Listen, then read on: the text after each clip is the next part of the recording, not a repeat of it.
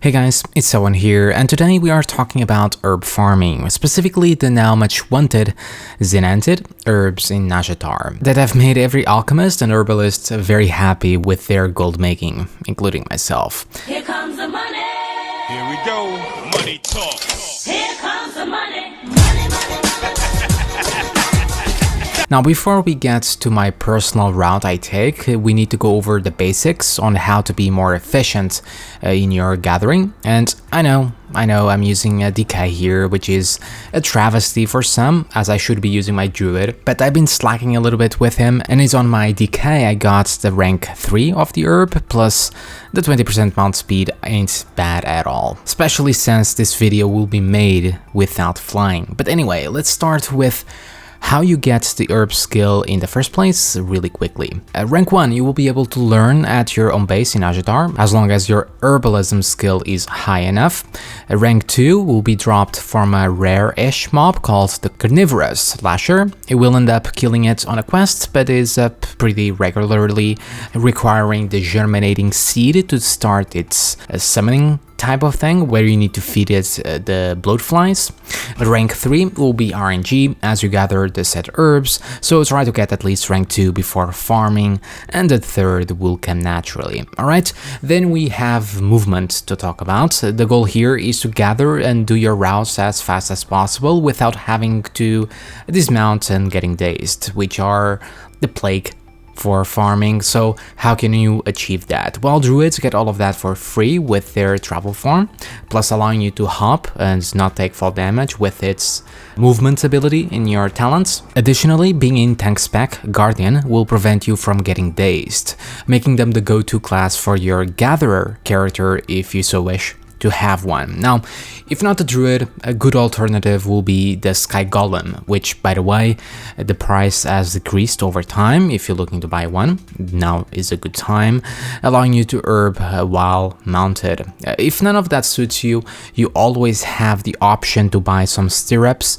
to allow you to gather while mounted, and coarse leather or the now mount equipment that prevents you from getting dazed while mounted if you happen to be playing on a class without a tank spec. And I believe all of these types of items have now become mount equipment, so do check on that.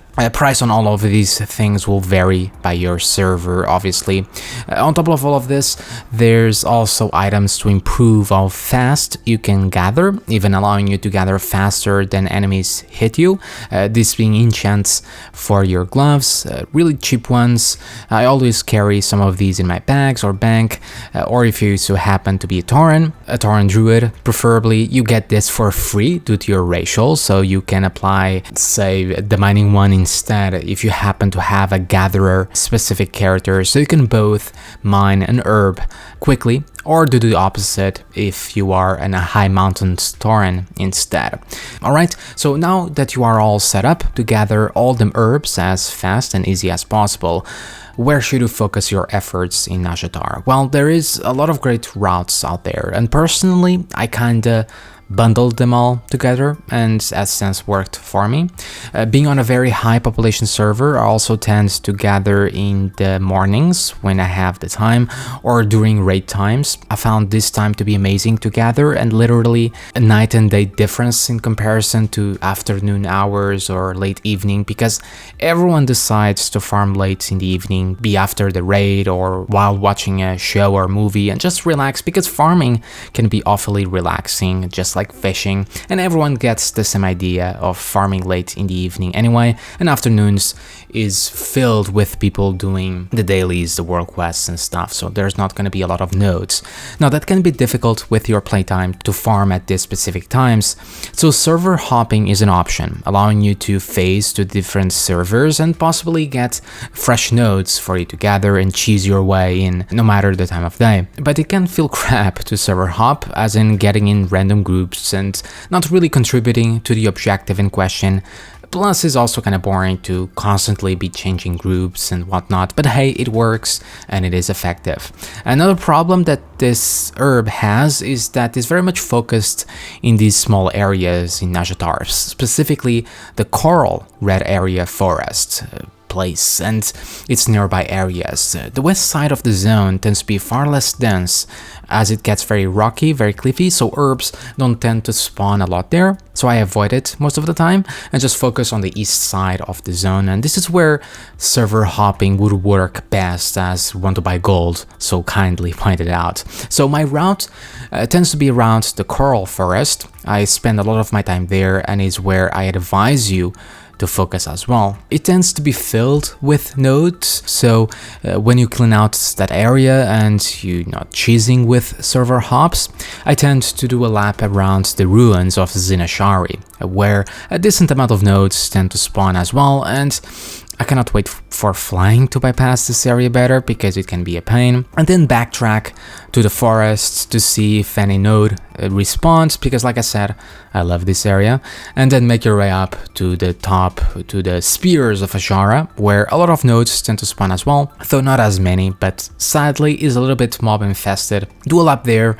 and then to make your way down to the corals again, then the ruins, and rinse and repeat. Following this, I was able to get 278 or so herbs per hour, which is pretty good. If you want an alchemist as well, that will equate to more than a stack of flasks, so about 30k an hour, which isn't too shabby, assuming you have the other materials already. And during this craze, that is the new raid coming up and the new recipes and all of that, the price will come down once flying becomes more prominent and all the herbs become more prominent in the market as well. So to summon everything up, avoid the west area for the most part, focus on the corals, on the coral forest, because it is ever so lovely there, and do some laps around the nearby areas or server hop. Also keep in mind the time of day of your gathering, as it can make a huge difference. And there was one last thing I wanted to mention. There is farming add-ons, gathering add-ons. I decided not to talk about those here to keep it simple, but there are some that do help in your gathering by tracing your routes and stuff like that. If you still want to learn more about that, do check in the description. I placed some add-ons for you to help in your farming adventures. Alright guys, that covers this little guide. For those wondering, class guides will kickstart soon. Not sure how I'll handle the instances, but we shall see. Do let me know if you happen to have a more successful route down in the comments, and let me know your results if you happen to follow mine. As always, thank you for watching, and I'll see you all again soon.